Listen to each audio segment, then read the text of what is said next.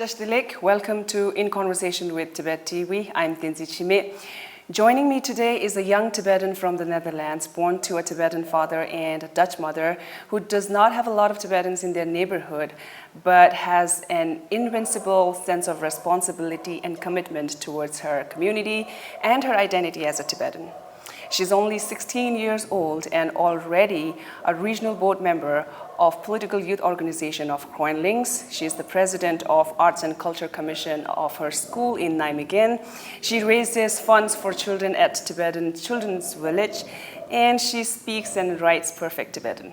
Tibet TV is delighted to welcome Tenzin Kunsel in Conversation with Tibet TV. Dashdilik Tenzin Kunsel. Thank you for having me. Thank you.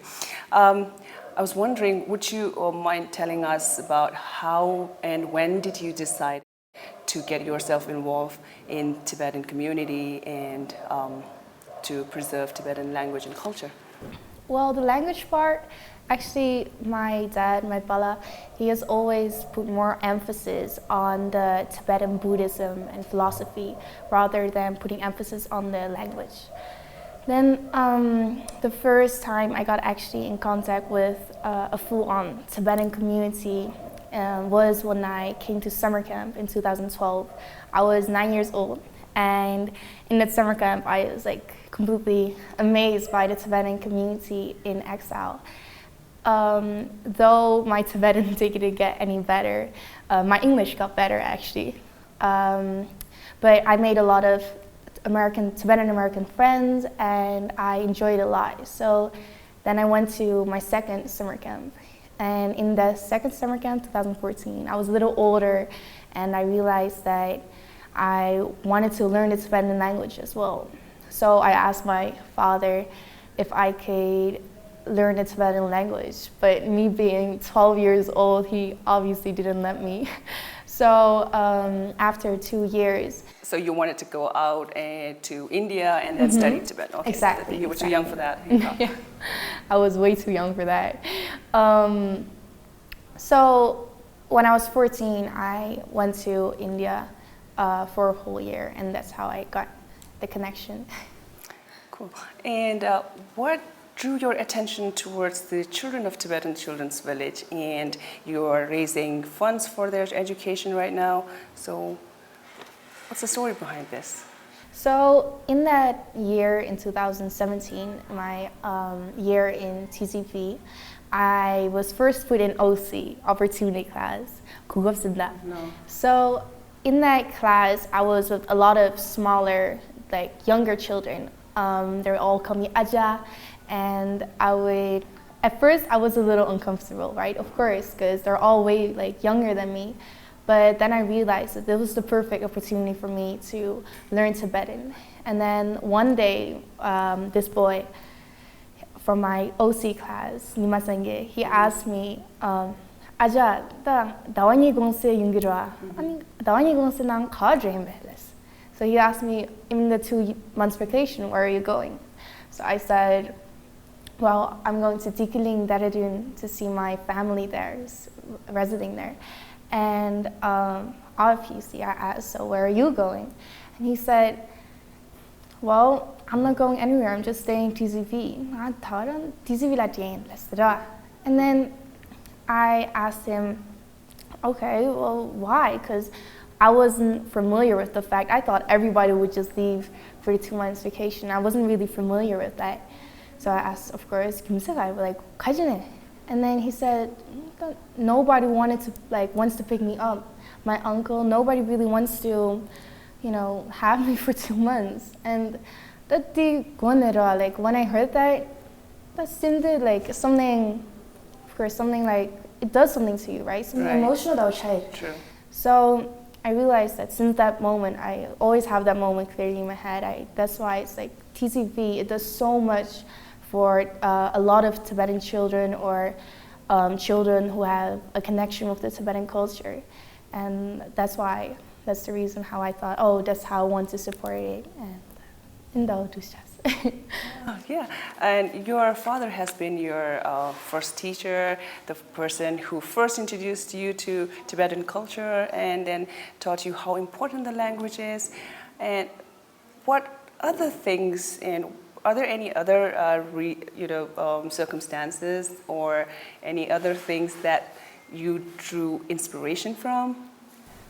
Well, obviously His Holiness the Dalai Lama, so in this last summer camp, so the summer camp I just now went to 2019, we had, luckily we got the chance to see His Holiness the Dalai Lama, and I asked him a question, and he said he was really, he really appreciated the fact that I came from the Netherlands to learn Tibetan and such, and that just gave me such a boost of like, motivated me, and I will always see him as a big source of inspiration. Great. Could you elaborate more on the recent fundraising that you did? Actually, the fundraiser took place on the 31st of March, which marked 60 years of His Holiness, being in exile. And then on that day, of course, His Holiness came to India, and I thought that was the perfect, opportunity, perfect moment to connect that to the fundraiser.